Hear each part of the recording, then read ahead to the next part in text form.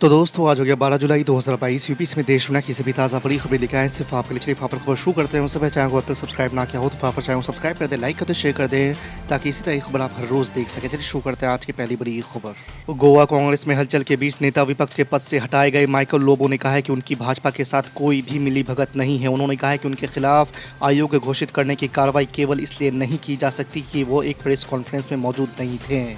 आपको बता दें कि रविवार को गोवा में कांग्रेस प्रभारी दिनेश गुंडू राव ने माइकल लोबो और पूर्व सीएम दिगंबर कामत पर भाजपा के साथ मिलकर पार्टी के खिलाफ साजिश करने का आरोप लगाया था। साथ ही उन्होंने लोबो को नेता विपक्ष के पद से हटाने की भी घोषणा की थी। महाराष्ट्र की सत्ता छीनने के बाद एकनाथ शिंदे उद्धव ठाकरे गुट को और बड़ा झटका देने की तैयारी में है। खबर है कि विधायकों की बगावत के बाद अब शिवसेना के सांसद भी पाला बदल सकते हैं।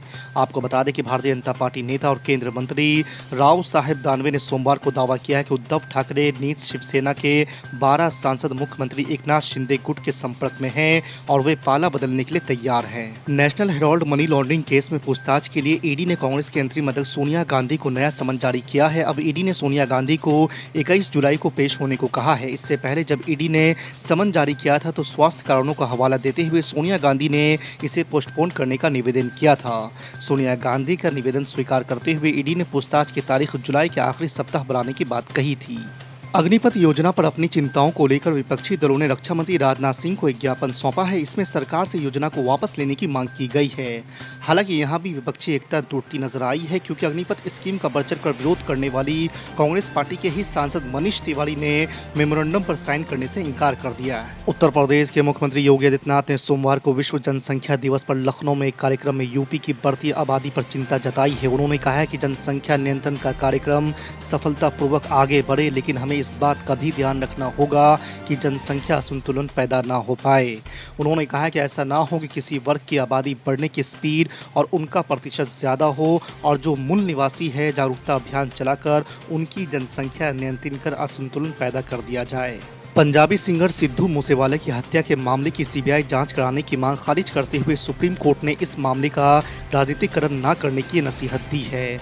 आपको बता दें कि 2 याचिकाओं पर सुनवाई करते हुए सुप्रीम कोर्ट ने टिप्पणी की है, जिनमें से एक को गैंगस्टर लॉरेंस बिश्नोई के पिता ने दायर किया था। जस्टिस अजय रस्तोगी और अभय ओका की बेंच ने कहा है कि हमारे लिए सभी पक्ष बराबर है। हमारी राय है कि ऐसे मामलों में राजनीतिक दलों के लिए कोई जगह नहीं है। ये मायने नहीं रखता है कि कौन किस दल का है। इस अदालत के दरवाजे किसी के लिए भी हर वक्त खुले हैं। मनी लॉन्ड्रिंग मामले में गिरफ्तार आम आदमी पार्टी के नेता और दिल्ली सरकार के मंत्री सत्येंद्र जैन की कुछ और रातें अभी जेल में ही कटेंगी।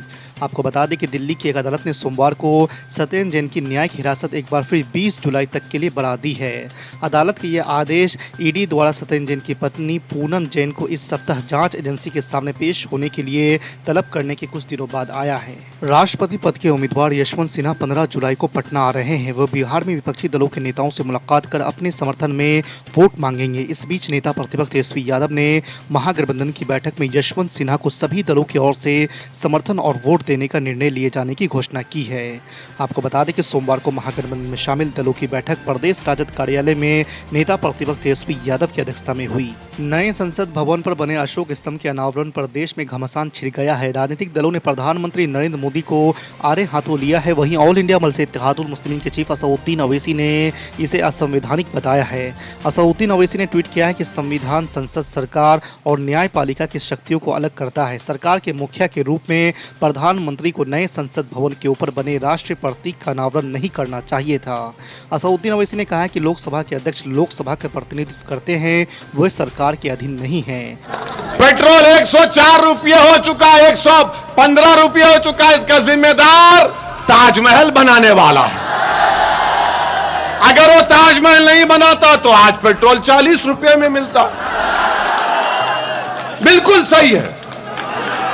मैं मानता हूं देश के प्रधानमंत्री, गलती की इसने ताजमहल बनाया, गलती की इसने लाल किला बनाया, नहीं बनाना था।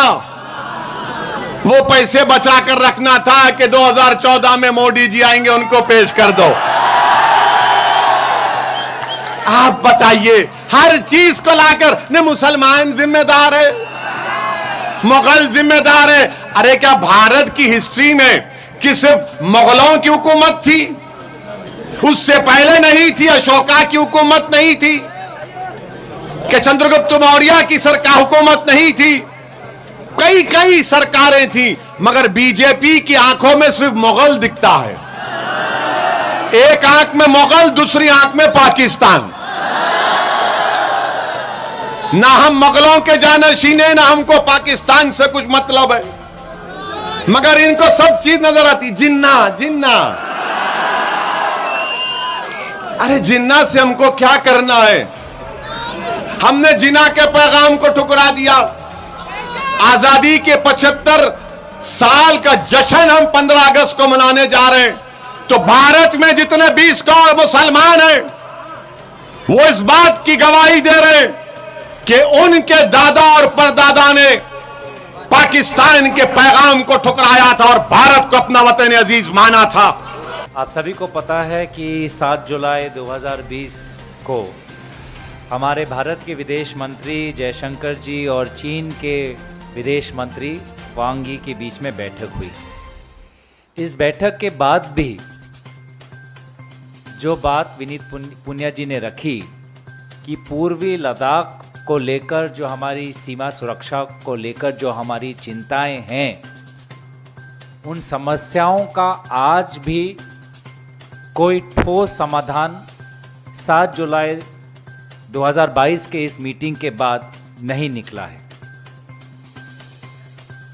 ठोस समाधान के विपरीत हम देख रहे हैं कि भारत सरकार की जो भाषा है, विदेश मंत्रालय की जो भाषा है, वो कमजोर हो चुकी है।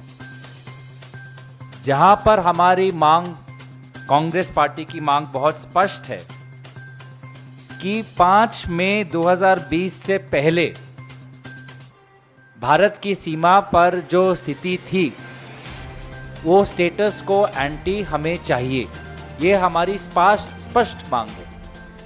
लेकिन आज जो स्टेटमेंट आया, उस स्टेटमेंट में स्टेटस को एंटी को लेकर कोई हमने वहां पे विवरण नहीं देखा। वहां पे विपरीत ये लिखा है कि डिसएंगेजमेंट की बात की है कि सभी क्षेत्रों से चीनी सेना को पीछे हटाने का कार्य को पूरा करने के लिए कहा गया है। पर इस स्टेटमेंट के बावजूद भी हमने क्या देखा है कि वहां पर हमारे भारत की सीमा के उस पार चीन ने अपनी इंफ्रास्ट्रक्चर को बढ़ाया है। उन्होंने अक्साई चीन पर अपनी सेना की संख्या बढ़ाई है, 5G नेटवर्क लगाया है, 5 नए हेलीपोर्ट लगाए हैं, पैंगोंग सो पर एक नया पुल लगाया है।